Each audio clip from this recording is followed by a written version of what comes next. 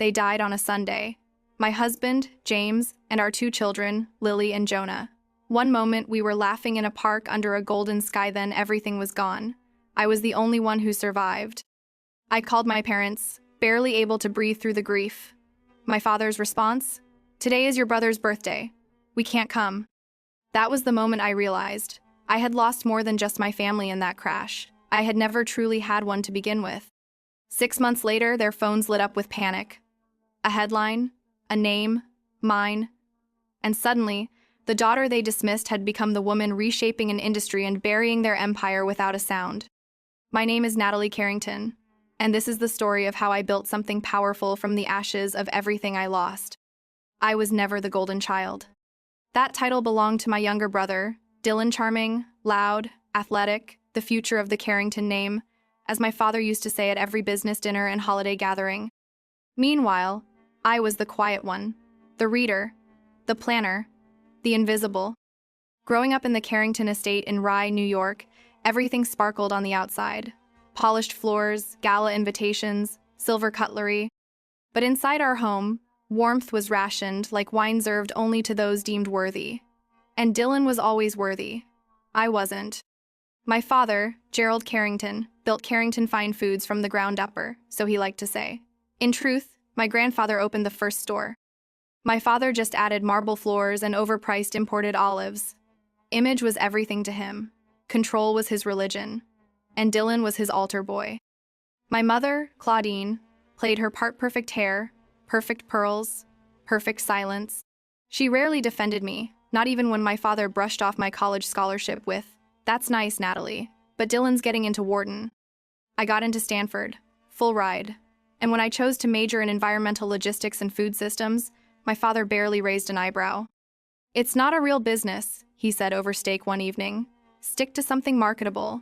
Dylan's learning finance." I didn't argue. I just packed my things and left. That was the last time I lived under their roof.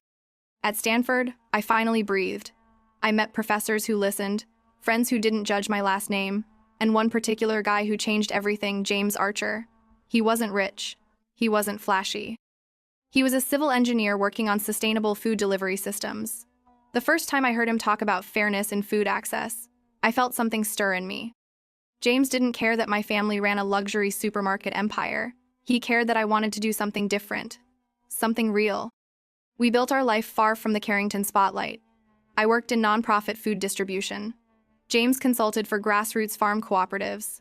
We cooked together in our tiny Seattle apartment. We danced barefoot with our daughter Lily in the kitchen. When Jonah was born, James whispered, "We're rich now." And we were, not in money, in peace. But I should have known peace doesn't last long when your last name is Carrington. Especially when you were never supposed to rise above your assigned place in the shadows. I met James in a campus seminar about food deserts and urban inequality. He was standing by the whiteboard after the lecture, drawing a chaotic network of supply chains while half the class had already left for coffee. I stayed. "You know," I said, stepping closer, "you're probably the only guy I've seen who gets this excited about food logistics." He grinned, dimples and all. Guilty. "I just think no family should have to choose between rent and dinner." I nodded and something clicked. We met again the next week, then the next. Soon we were walking to class together, studying late at cafes, and cooking cheap lentil stew in the dorm kitchen. James wasn't like the men my parents paraded in front of me at fundraisersons of CEOs, hedge fund heirs in tailored suits. He was different, grounded, idealistic, and fiercely independent, which made my father hate him instantly.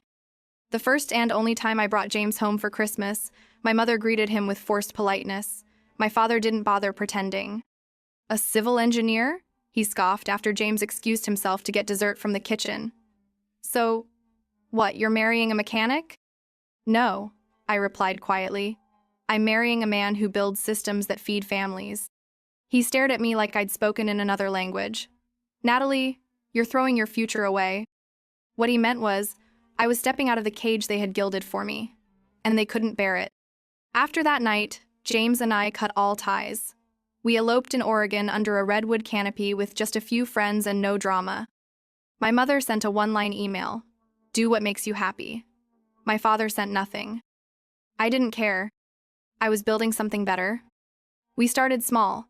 James took consulting contracts with food co-ops in underserved areas. I managed partnerships between regional farms and school districts. Every week felt like a new puzzle. How do we get organic carrots into lunchrooms? How do we lower costs without hurting farmers? We weren't making much, but we were making progress. And more importantly, we were making a life. When Lily was born, James held her like she was made of stars. "She's going to change the world," he whispered. By the time Jonah came along, we had moved into a modest apartment in Seattle with creaky floors, hand-me-down furniture, and more joy than I ever thought possible. We weren't Carrington rich, but we had everything that mattered. Every now and then, my brother Dylan would post pictures from lavish yacht parties, and I'd wonder if my parents even remembered I existed. Then I'd look over at James on the floor building towers out of cereal boxes with our kids, and I'd think, let them forget. I didn't need their legacy. I was writing my own. Our wedding was simple, exactly the way we wanted it: no string quartets, no crystal chandeliers, no press releases.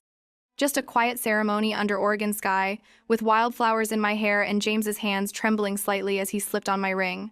I never wore anything more valuable than that thin silver band. We moved back to Seattle and settled into a rhythm that felt like home. I worked part-time with a nonprofit connecting small farms to public schools. James picked up projects designing urban hydroponic systems. We didn't have a lot of money, but we had a kitchen table that smelled like coffee and banana bread, and we had each other. When Lily was born, I remember looking down at her wrinkled face and thinking, so this is what forever looks like. She had James's eyes and my stubbornness. At 2 years old, she was already trying to negotiate bedtime like a tiny lawyer. Then came Jonah, calmer, more observant. He loved sitting in James's lap while he sketched out designs for rooftop gardens. Our apartment was small, 2 bedrooms and a leaky faucet, but it echoed with laughter. James turned the hallway closet into a tiny greenhouse. I turned our balcony into a fairy-lit reading nook. It wasn't glamorous, but it was ours. We had a rule in our family: dinner at the table, no screens. Even if we were tired, even if there were deadlines, we sat down and talked. Lily would tell us about her friends at preschool. Jonah would babble and make us laugh. James would pretend the broccoli on their plates gave them superpowers. And for a few golden years, life was whole. Every so often, my parents would send a holiday card. Cold, curated, a photo of Dylan in a tuxedo, holding a champagne glass with our parents smiling like royalty beside him. I never replied. Once, my mother sent a birthday check for Lily. $10,000 in a card with no handwritten note, just her signature in elegant cursive. I mailed it back. We didn't need their money. We had warm pancakes on Sunday mornings, family movie nights with popcorn and pillow forts, sidewalk chalk drawings that stayed on the pavement long after the rain came. James used to say, "We might not change the whole world, Nat, but we can make our corner of it better." And that's exactly what we were doing. I started documenting our work: how local farms could feed school cafeterias within 24 hours, how tech could bring affordability to fresh produce. James believed in every idea I wrote down. He carried a notebook too, filled with plans and dreams and silly doodles of broccoli superheroes for the kids.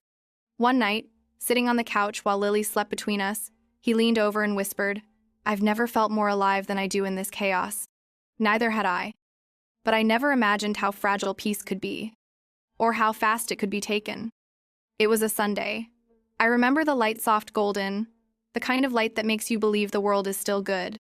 We'd gone for a picnic just outside the city. James packed strawberries and Lily's favorite juice boxes.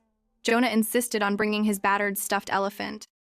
We played tag, we sang songs, we lay on the grass watching clouds and pretending they were dragons. It felt like the world had paused to let us be happy. On the drive back, the kids fell asleep in the back seat, heads tilted toward each other. James reached over, took my hand, and said, "Let's make this a tradition." I smiled. Every Sunday. We never made it home. A truck veered across the divider. I remember the blinding headlights, James yelling, Lily stirring, and then darkness. When I woke up, everything was white. Walls, sheets, ceiling. I thought I was dreaming, but then the pain came. My arm was in a cast. My ribs ached, but that wasn't the pain that mattered. A nurse came in. Her face softened when she saw me stir. "You're awake," she said, as if it were a miracle. I croaked, "My family? My kids? My husband?" Her eyes flickered. She turned away. "I'll get the doctor." That's when I knew. I screamed. I begged. I tried to rip the IVs out. They had to sedate me. Later, the doctor came in, sat by my bed like he'd done this too many times before. "I'm so sorry, Miss Carrington," he said softly. "Your husband and children didn't survive the impact. It was immediate." I didn't scream again. I didn't cry. I just dissolved. There's a grief so large it doesn't scream, it swallows. When I could move again, I asked for my phone. My hands trembled as I typed the only number I still remembered by heart. My parents. The phone rang, once, twice, then my father answered. I didn't even greet him. I just said, "They're gone." There was silence. Then his voice measured, calm, almost bored. "Today is Dylan's birthday," he said. "We can't come." That was it. Not "I'm sorry," not "we'll be on the next flight," not even "how are you still alive?" Just that. That sentence was colder than the morgue I had to visit the next day. I hung up. I stared at the white wall of my hospital room, realizing I had lost not just James and the kids, but whatever faint illusion I'd held that my family might still love me. The funeral was small, held in Oregon, where James grew up. His parents flew in immediately. Margaret, his mother, never let go of my hand. Robert, his father, looked broken. But he still stood beside me, holding me up when I nearly collapsed before the 3 coffins. 3. One for the man who made me believe in life. One for my daughter with dreams of painting butterflies. One for my son who never got to ride a bike. And no one from my family came. Not even a card. Not even a message. That's when something inside me shattered and something else began to form. Something colder, stronger. Purpose, born from ruin. The days after the funeral didn't feel real. I went back to our apartment in Seattle because I had nowhere else to go. The air inside was still filled with echoes: Lily's giggle, Jonah's small footsteps, James's humming as he brewed coffee. Their shoes were still by the door, their toothbrushes still in the bathroom, their drawings still taped to the fridge. I couldn't bring myself to move anything. I sat in the hallway for hours, back against the wall, arms wrapped around my knees, waiting for someone to walk through the door and prove it was all just a mistake. But no one came. Except Margaret and Robert. James's parents drove 6 hours from Oregon every weekend. They brought soup, fresh bread, and gentle silence. Margaret cleaned the apartment when I couldn't get out of bed. Robert sat with me in the kitchen, sipping coffee and staring into nothingness, his weathered hand sometimes resting over mine. "You're still our daughter," he said one night, "and we're not going anywhere." I couldn't speak. I just nodded and wept. It was a strange kind of comfort to be held by people who had lost just as much but still managed to stand. I heard nothing from my parents, not a call, not a single message, not even a forwarded condolence from a secretary.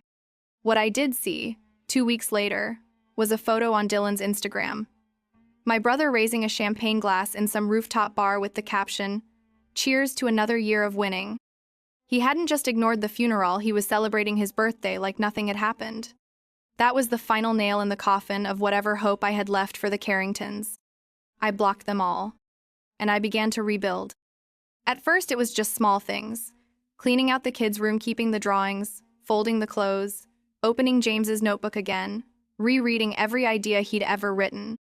There were pages of scribbles about supply chains, community food banks, and one sentence circled 3 times. Fresh food within 24 hours for every neighborhood. That line kept me awake at night.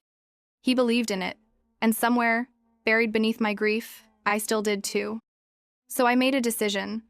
I emailed my old contact at Fresh Harvesta, a small Seattle-based logistics startup we had both admired, and asked if they were still hiring. The founder, a woman named Gina, replied within an hour. "We don't have a role, Natalie, but if you're serious about building something, let's talk." And just like that, a seed was planted. Not to escape the pain, but to give it purpose. I didn't want revenge. Not then. I just wanted to believe that something good could still grow from all this loss. And that maybe, just maybe, I could finish what James started. Starting over doesn't feel like a firework, it feels like a whisper. A barely audible, "Okay, now what?" in the dark. Gina and I met at a dingy coffee shop tucked behind a farmer's market. She didn't ask how I was. She just slid a notebook toward me. "I know what you lost," she said. "But I also know what you can still build." And for the first time in months, I felt something stir in my chest that wasn't just pain. We called it Field First. It wasn't a company yet, just an idea born from late-night strategy sessions and old notes James had scribbled in the margins of receipts. The mission was clear: get fresh, affordable food into low-income neighborhoods within 24 hours of harvest. No middlemen, no premium price tags, just dignity on a plate. We started small: one truck, one farm, one test route to a school cafeteria in Tacoma. It worked. Word spread fast. By month 4, we had 10 farms, 3 distribution hubs, and contracts with 5 school districts. I ran logistics, Gina handled partnerships, and together we built something that was quiet but relentless. Our core value: food is not a luxury. That phrase printed in green across every delivery van started to appear on social media, tagged by moms, teachers, and local farmers. By month 7, a journalist from a regional food magazine ran a story on us titled, "The Woman Who Delivers Fresh Food Faster Than Amazon." I didn't smile when I saw the article. I didn't feel triumphant. I felt ready. Ready for what came next. Because Carrington Fine Foods had begun to notice.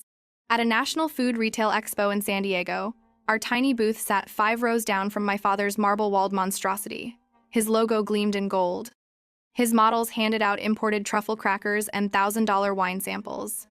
We handed out apples locally grown, crisp, and free. A mother with 3 kids stopped by our table. She took a bite and said, "I haven't tasted an apple this fresh since I was a kid." And just like that, I knew. Carrington Fine Foods might own the top floors, but I was building the foundation. When a journalist later asked me if I was Gerald Carrington's daughter, I smiled and replied, "No, I'm James Archer's wife." That quote went viral. The next day, my inbox exploded. Partnerships, press requests, and then an email with no name in the sender line. Just the subject: "We need to talk. D. Dylan." I didn't open it, because I didn't need their recognition. 6 months after the accident, I stood in a warehouse we'd just leased outside Portland. It was buzzing with volunteers, delivery vans, produce bins, and laughter. And I whispered to the air, "James, we're just getting started." What I didn't know was that one article, scheduled to run the following Sunday, would change everything. A headline that would send the Carrington empire and everyone in it into a tailspin. The headline dropped on a Sunday morning. Carrington heir's daughter is quietly building the retail revolution that may bring down her own family's empire. It was bold, brutal, and entirely accurate. Within hours, I received over 100 emails: investors, reporters, farmers who'd once been ignored by Carrington Fine Foods begging for contracts. But the one email that froze me came from an address I hadn't seen in years. Gerald, Carrington at carringtonfoods.com. Subject line: "Let's meet. Waldorf, Astoria. Friday. 7 p.m. No greeting, no apology, just a location and time. I stared at it for a long time. Part of me wanted to delete it. The other part, the part still bruised from silence at my children's funeral, wanted to see his face when he realized I no longer needed his name, his legacy, or his approval. I replied with 2 words: "I'll come." The Waldorf in New York was just as I remembered: ornate, cold, dripping with performative elegance. I walked through the lobby wearing a simple black dress, no designer labels, no makeup beyond mascara. I didn't come to impress. I came to close the door. He was already seated when I arrived: gray suit, polished cufflinks, the same unnerving calm in his eyes. "Natalie," he said, like he was greeting a distant client, "you look determined." "I am." He gestured toward the seat across from him. I didn't move. "I read the article," he said, folding his hands. "You've grown something impressive, unsophisticated but efficient." I said nothing. "I admit, we're losing ground. Stock prices are dipping. Our upscale strategy isn't resonating with the middle class anymore." He paused, then looked up. "I want you to come back." I laughed, out loud. "You didn't come to my children's funeral, Dad," I said, steady. "You told me it was Dylan's birthday, and now you want a business meeting?" His face didn't flinch. It wasn't personal. It was about optics. Family appearances matter. "James was my husband. Lily and Jonah were your grandchildren." My voice broke just a fracture, but I pulled it back together. "You had a choice. You chose champagne and Instagram photos. I chose burial plots." He looked down for the first time. "I regret how things unfolded." "No, you regret losing control." Silence. He leaned forward. You don't understand what it's like to build an empire. I do now, I said. And I built it without destroying everyone I love. He blinked. I stood. You don't get to rewrite what happened. I'm not your backup plan. I'm not your daughter in a crisis. I'm Natalie Archer, and you're just a man who left her to grieve alone. I walked out. No parting hug, no cinematic tears. Just footsteps echoing on marble floors as I closed the final door between us. That night, I took a train back to Portland. Gina was waiting at the station. How'd it go? She asked. I smiled, exhausted but lighter than I'd felt in years. I buried the Carrington name, I said, and I didn't even need a shovel. 6 months after that meeting at the Waldorf, Carrington Fine Foods filed for bankruptcy protection. The story hit every major financial outlet. Analysts blamed failure to adapt, market blindness, and a stubborn clinging to luxury branding in a world craving accessibility. I didn't feel triumphant. I didn't feel anything. Because Field First wasn't about destroying Carrington. It was about keeping a promise. We now served over 200 neighborhoods across 5 states. Our Fresh in 24 system became the gold standard for sustainable, community-based distribution. Small farms that had once struggled to survive were thriving. Public schools and food deserts now had salad bars. And every time I saw a child biting into a fresh apple or laughing over lunch made with real ingredients, I thought of Lily. I thought of Jonah. I thought of James. I started a foundation in their name, the Archer Initiative. We provided grants to school garden programs, taught food literacy in underserved areas, and funded rooftop greenhouses in inner-city buildings. One autumn morning, I returned to Portland's Forest Glen Cemetery alone. The air was crisp, the leaves were amber, the sun poured through the oaks like liquid honey. I knelt beside the 3 graves each with a simple stone, nothing ornate, just names and dates, and a small engraving beneath James's. What we grow matters. I laid down fresh daisies, their favorite. I did it, I whispered, not out of anger, not to prove anything. I did it because you deserved better, and now, so do others. A breeze stirred the trees. I didn't cry this time. Because for the first time, I didn't feel like I was standing in the wreckage of my life, I was standing in its garden. Later that month, I stepped onto a stage in front of hundreds of social entrepreneurs at a National Food Justice Summit. I wasn't nervous. I wore no designer heels, no power suit. Just a green pin on my collar that read, "Food is not a luxury." My name is Natalie Archer, I said. I'm not here to sell you a brand. I'm here because I lost everything, and from that loss I learned legacy isn't about empires or names, it's about impact. It's about who eats at your table, especially when the lights go out. The applause didn't matter. What mattered was that someone in the back row stood up, an exhausted teacher from Detroit. Tears in her eyes, Sand whispered, "Thank you." That's the moment I knew. I hadn't just survived. I had transformed. Not into a CEO, not into a disruptor, but into a woman who chose hope over hurt. I still visit James's parents every month. Margaret bakes too much. Robert complains about retirement. They never stopped calling me our girl. I stopped checking if my mother still sends cards. I don't need them anymore. I built a new family. And more importantly, I became someone my children would have been proud of. Not the daughter of Gerald Carrington, but the mother of Lily and Jonah, and the keeper of a promise. As someone who's lost everything, my husband, my children, and the illusion of unconditional family, I've learned that legacy isn't built through inheritance or bloodlines. It's built through compassion, courage, and the willingness to choose love over pride.